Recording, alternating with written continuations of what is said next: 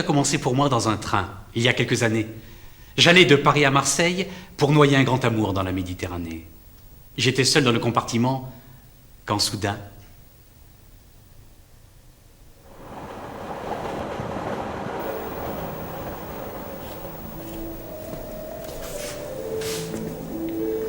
Bonjour. Pardon, monsieur, je vous prie de m'excuser. Puis-je vous déranger une petite dizaine de secondes, s'il vous plaît? Je vous en prie, faites. Non! Tout va bien, monsieur? Il fallait que ça sorte. Oui, c'est sorti, en effet. Vous m'aviez bien regardé? C'est-à-dire, je vous ai... Enfin, je vous vois, quoi. De quoi j'ai l'air? Vous avez l'air... Vous avez l'air... Allez, dites-le! Vous avez l'air... Un carnet de chèques! Pardon? Je crains de ne pas comprendre. Parfaitement, monsieur, d'un carnet de chèques. Remarquez, j'ai bien travaillé. Pendant 30 ans de ma vie, j'ai pensé qu'être un bon mari et un bon père, c'était de ramener de l'argent à la maison pour ma femme et mes fils. Et aujourd'hui, ils me le font payer. C'est-à-dire? C'est-à-dire que c'est ma raison d'être. Je ne sers plus qu'à ça. À l'ignore de chèques. Oui, c'est sûr, ça doit faire un drôle d'effet. Ah, ça ruine, monsieur, ça ruine. Vous comprenez, c'est plus fort que moi. Il faut que ça sorte. Non, je ne suis pas un carnet de chèques. Je comprends. Remarquez, à tout prendre, il vaut mieux être un carnet de chèques qu'un doudou. Hein? Un doudou? Oui, un doudou, une peluche, un nounours, un petit... Ah, j'y aurais pas pensé. Mais c'est vrai, maintenant que vous le dites, vous avez un petit côté... Vous voyez? Même vous le dites. Alors vous permettez que moi aussi je... Non! C'est ce jour-là que j'ai compris à quel point un nom, hurlé à la face du monde, pouvait libérer. Ce nom, je le balançais à la gueule de Lucille, de Barbara, de Gertrude, d'Élise, et accessoirement de ma tante Zoé.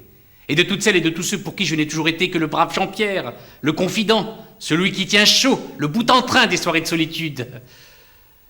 J'étais déjà d'ailleurs encore sous le coup d'un dîner aux chandelles que je venais d'offrir à la femme de ma vie.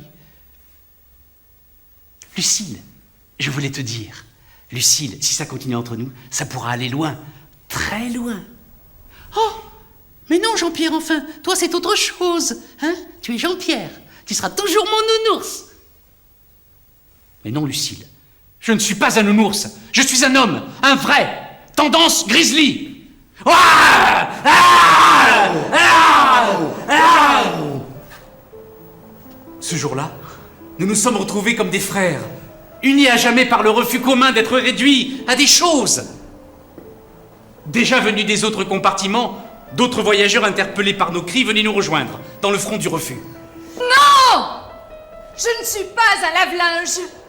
Mes petits chéris, vous qui êtes gentiment venus me voir à l'hôpital quand maman n'allait pas bien du tout, vous qui m'avez supplié de rentrer à la maison très très vite, non pas parce que je vous manquais, mais parce que votre linge sale commençait à s'accumuler et à sentir le fauve. Non, je ne suis pas un lave-linge, mais une femme libre, sauvage, rebelle. Et désormais, notre linge sale, c'est en famille qu'on le lavera. Non, je ne suis pas le cadre vide de la famille, celui qu'on ne peut pas encadrer parce qu'il vit hors cadre, en tout cas en dehors de votre cadre. On ne peut pas m'encadrer pour me mettre sur le piano du salon à côté de Julie, la polytechnicienne, de Sébastien, le cadre supérieur. Et bien même, si vous pouvez pas me voir en peinture, je vous envoie ma photo. Ouais. Vous voyez, il y a quelqu'un dans le cadre. Alexis, intermittent du spectacle. Maman, je suis pas ton toutou! Je viens d'avoir 30 ans et je ne te laisserai plus jamais tirer sur la laisse. Ma vie, c'est ma vie! Alors je voudrais te dire que oui, je vais épouser Natacha, que tu détestes cordialement, et que non, nous n'habiterons pas chez toi, dans ta niche! N'assiste pas! Non! Non! Non! Non! Non! Non! Non! Non! Non!